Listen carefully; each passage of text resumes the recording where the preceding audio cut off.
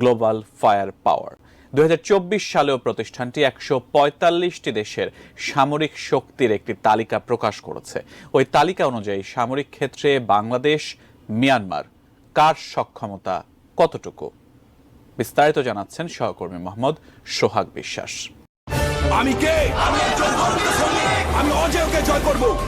বাংলাদেশ ও মিয়ানমারের সামরিক শক্তির বিবেচনায় এখন পর্যন্ত গ্লোবাল ফায়ারের প্রতিবেদনে বলা হয়েছে বাংলাদেশের অবস্থান যেখানে 37, পক্ষান্তরে মিয়ানমারের অবস্থান সেখানে রয়েছে 35-এ।